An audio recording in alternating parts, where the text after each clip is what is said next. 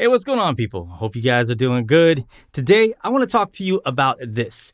This is the Oneplus Open. I've had this phone for quite some time now, but because of my tight schedule, I haven't been able to put out a lot of content on it, but I want you to know this is quickly becoming one of my favorite foldable devices I've ever used. And in this video, I'm going to go over why it's becoming my favorite foldable device and a few things that I think that Samsung and Google could learn from the Oneplus Open. And we're going to kick this off with design and form factor, beginning with the color options that are available. The Oneplus Open comes in Voyager Black, which features a vegan leather backside, or the emerald green that I have right here, which features a matte glass texture on the back panel, both of which are going to do a great job at resisting fingerprints, so you won't end up with smudges and smears on the back of your phone. Nonetheless, you can pick up a OnePlus case, and in some countries, you might even get one inside the box. OnePlus did a great job with the color options for the Oneplus Open, but I do wish there were a little bit more available, such as a red or possibly a blue, but I gotta say that vegan leather on the Voyager Black,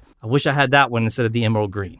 Another thing that I really like about the design of the Oneplus Open is the aspect ratio of the phone. It's very similar to a traditional smartphone, making it very ergonomic and easy to hold and operate. Unlike the Pixel Fold, which is a bit too wide, or the Galaxy Z Fold 5, which is a bit too narrow, this is pretty much a Goldilocks and sits right in between. Now, when you open up the Open in all of its opening glory, because there's a whole lot of opening going on this side of the globe here, you have a perfect aspect ratio, not only for content consumption, but for productivity. It's almost like a perfect square. Again, a Goldilocks. It sits right in between the Pixel Fold and the Z Fold 5. Plenty of room here for gaming, for watching content, for productivity work, for split screen, which we'll get into later.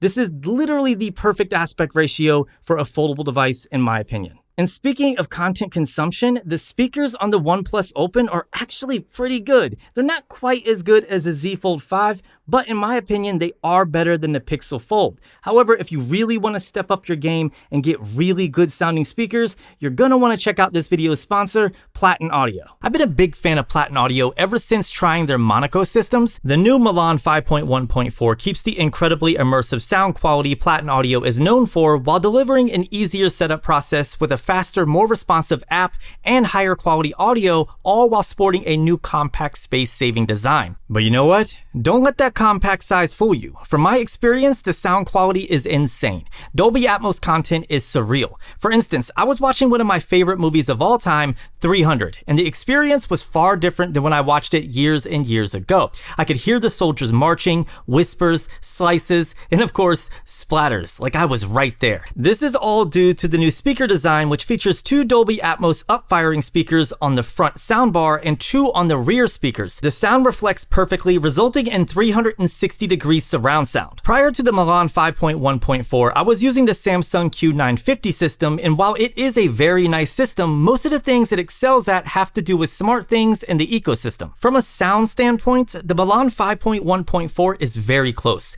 The crazy thing is, the Milan is $699, while the Samsung set me back $1,800 at the time. The Q950 has also started giving me connectivity issues, whereas the Milan 5.1.4 utilizes WiSA DS technology, which not only improves connection reliability, but also transmits up to 10 channels of 16-bit audio. Not to mention, it took me less than 5 minutes to set everything up. It's crazy that I can honestly say I've upgraded my audio setup with the Milan 5.1.4, despite the Q950 being more than double the price. If you're interested in upgrading your audio setup, or just learning more about Platin Audio and the Milan 5.1.4 system, you can find links in the description and the pinned comment. Also, can I say that OnePlus nailed the fingerprint and volume rocker position, unlike Google, which flipped them, and I always get it wrong and accidentally hit the power button instead of the volume up or down? This placement is perfect.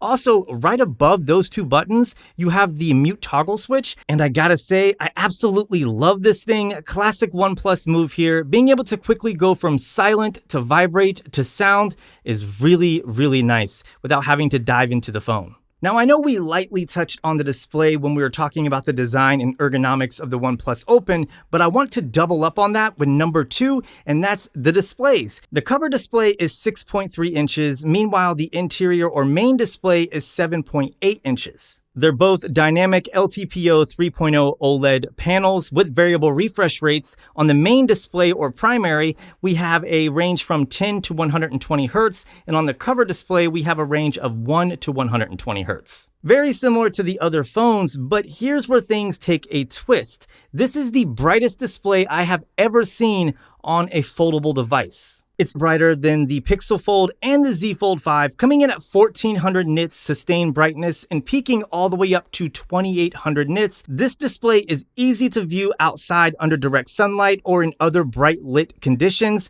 It's also great for HDR content because of those high nits. It's a fantastic display. It also renders beautiful images on both displays with natural renditions, which equate to accurate colors, making this great for video and photo editing if you decide to do that on your phone.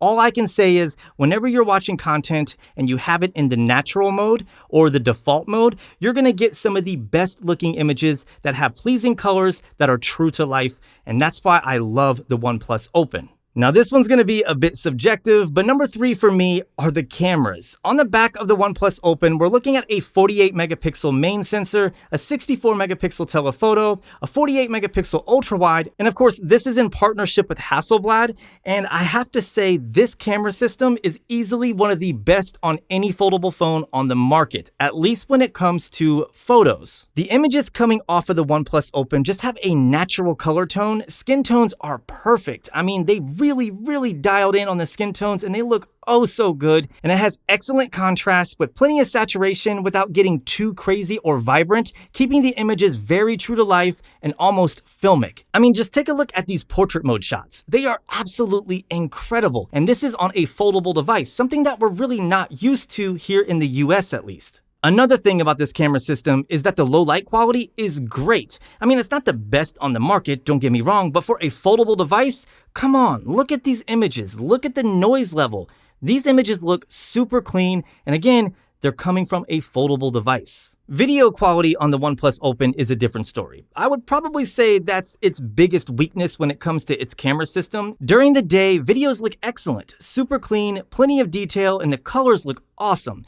But when you go into low light scenarios or at nighttime, you're gonna see plenty of noise. I mean, honestly, there's a stark contrast between low light photos and low light videos from the OnePlus Open. You're clearly gonna favor the photos because they look really good. If I had to rank the Pixel Fold, Z Fold 5, and OnePlus Open from worst to best when it comes to videos, I would say that the OnePlus Open is probably last, maybe tied with the Pixel Fold, but the Z Fold 5 is definitely better than both of them. Of course, I do have to end this little segment with a quick disclaimer that Pixel users might favor the Pixel Fold simply because of Google's processing and all of their computational photography. There's a unique look to Pixel photos that a lot of people really like, and you're not really gonna get that with the Open. You're gonna get a more natural look with the photos coming off of the Open. The next thing I want to talk about is battery life and charging speeds. The OnePlus Open features a 4800 milliamp hour battery, which is very similar to the Z Fold 5 and the Pixel Fold. However, the battery life on the Open, I'm getting around 8 hours, maybe even more some days, versus the Z Fold 5, which is between 5 to 6 hours, and the Pixel Fold, which averages around 7 hours. So due to the software optimization on the OnePlus Open, I'm actually achieving better battery life. Not to mention the charging speeds on the OnePlus Open, whew. These other two phones just can't compete, trust me. The OnePlus Open features 67 watt Super VOOC charging. It can charge from 0 to 100% in 43 minutes. The other two phones, oh, slow as molasses, slow as molasses. That's something that they both really need to work on. But I guess the downside of the OnePlus Open is the fact that it doesn't feature wireless charging. So if that's something that you heavily rely on, you're definitely going to gravitate to the other two foldable phones. But for me, I'd rather have really fast cable charging versus wireless charging. But if we're being honest, there's really no reason why you can't have both. Okay, so the last thing that I want to talk about is software, in specific, Open Canvas. Now, when it comes to foldable software, I still have to give Samsung the crown here. I think they have the best implementation of foldable software. They offer plenty of features, including the ability to have a separate layout on your cover screen versus your interior or main display. Not sure why other manufacturers can't do this, only Samsung is doing it, and it is a big deal. However, when it comes to multitasking, well, the Pixel Fold let's just be honest, the Pixel Fold sucks when it comes to multitasking. It's not It sucks. I was going to try to say it's not that bad, but it's pretty bad compared to other foldable phones. Samsung's implementation is really good, but it can get a bit laggy. The OnePlus Open uses something called Open Canvas, which gives you several different ways to manage multiple windows, and it is absolutely incredible. It uses a page system similar to desktops on a Windows PC or Mac OS computer, and you can toggle between these and just simply swipe left, right, or up and down to get to full-size apps extremely quickly. You can also put apps in many windows. You can do split screen. There's a lot of ways to multitask on the OnePlus Open, and everything is extremely fluid and seamless.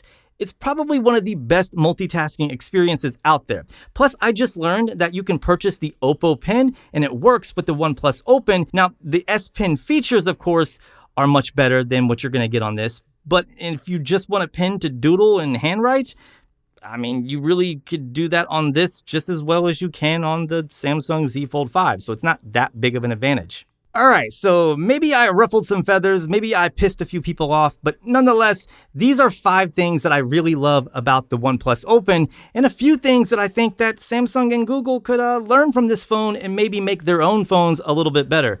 Especially Google. Like, I love you, Google. I love the Pixel devices. I love what you're doing, but I really feel like the Pixel Fold was a rush device. Like, there's a lot missing there. But nonetheless, that's a separate video. Let me know what you think of the OnePlus Open. Stay tuned for my full review, and I'll see you beautiful people in the next one.